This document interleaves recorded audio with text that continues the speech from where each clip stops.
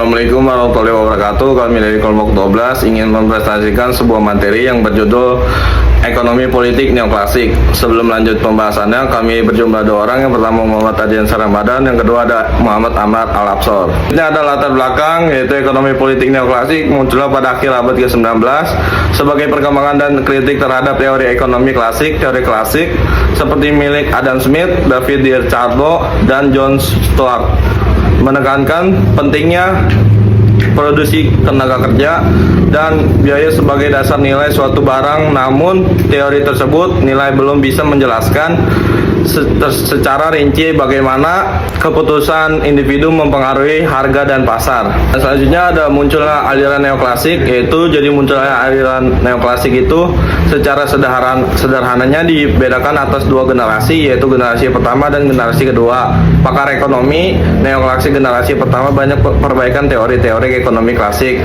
tetapi mereka pada umumnya masih percaya bahwa di pasar berlaku prinsip pasar, persaingan sempurna, dan bahwa perekonomian selalu menunjukkan kepada keseimbangan. Selanjutnya ada teori-teori ekonomi politik neoklasik, yaitu dari urutan sebelumnya jelas bahwa landasan teori yang digunakan dalam perspektif ekonomi politik neoklasik jauh lebih kompleks dibandingkan dengan perspektif ekonomi politik klasik. Selain itu, fokus perhatian perspektif ekonomi politik neoklasik lebih ditekankan pada perilaku para penyelenggaraan negara,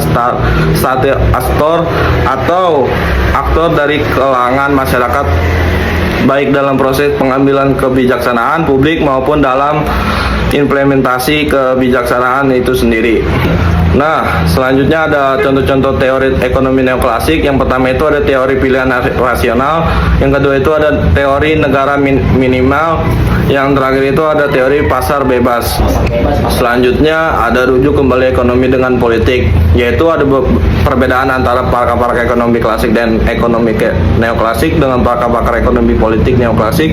Hubungannya dengan politik dan ekonomi, pakar-pakar ekonomi klasik dan neoklasik itu menganggap politik dan ekonomi sebagai entitas yang berbeda dan berusaha memisahkan keduanya, sedangkan pakar-pakar ekonomi politik neoklasik itu berupa mendekatkan keduanya, seperti halnya pakar-pakar ekonomi politik liberal klasik.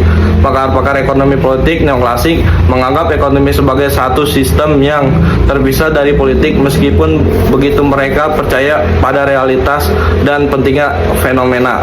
Nah, selanjutnya itu ada penerapan ekonomi mikro dan politik. Dalam pendekatan ekonomi politik dan neoklasik, ekonomi merupakan proses di mana peran agen berupa maksimum kesejahteraan atau kepuasan sesuai kendalaan yang dihadapi. Proses ini menentukan efektivitas dari institusi pasar maupun politik, tak peduli apabila kita terlibat dalam kontrak privat atau kolektif.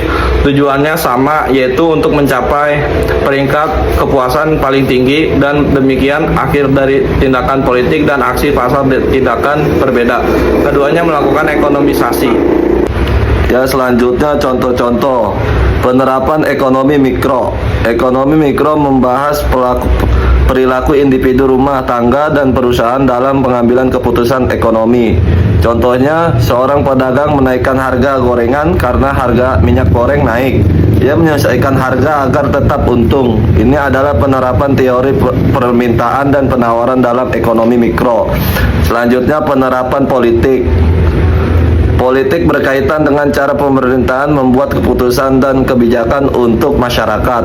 Contohnya, pemerintahan membuat kebijakan subsidi beras untuk membantu masyarakat miskin agar bisa membeli kebutuhan pokok. Kebijakan ini adalah bentuk keputusan politik yang berpengaruh pada kehidupan ekonomi rakyat. Selanjutnya, politik neoklasik. Para ekonom yang hanya paham tentang hukum-hukum pasar tidak bisa memperbaiki keadaan, sebab mereka tidak memiliki peralatan yang cukup untuk memecahkan masalah yang berada di luar institusi pasar, karena asumsi dasar ekonomi politik klasik bahwa semuanya penyelenggara termotivasi untuk menciptakan kesejahteraan negara yang berdasarkan konsep back and wealth maximizing set sudah tinggalkan.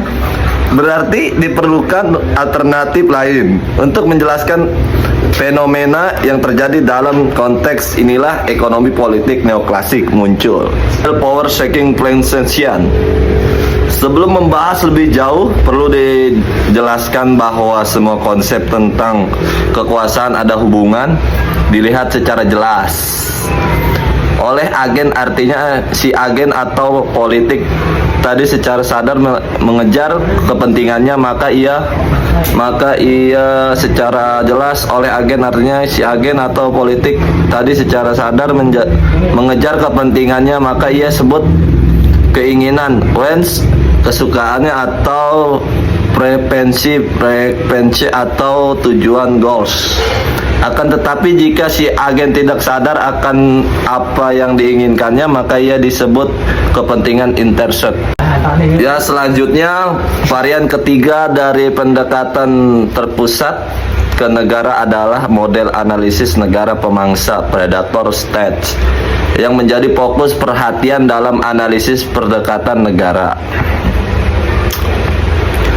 Pemangsa ini adalah negara itu sendiri. Jelasnya dalam model analisis ini negara dianggap sebagai aktor rasional yang berusaha memaksimumkan penerimaan jangka pendek. Negara akan mencari bentuk kebijaksanaan perpajakan seperti diungkap oleh Klik pada tahun 1988.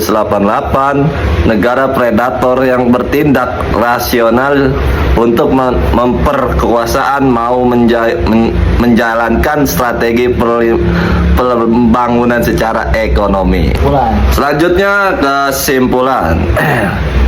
Ekonomi politik neoklasik menjelaskan bahwa kesejahteraan ekonomi dapat tercapai ketika individu bertindak rasional dalam sistem pasar, bebas karena harga, dan memaksimalkan pasar mampu membangunkan kepentingan konsumen dan produsen secara efisien tanpa banyak investasi pemerintah.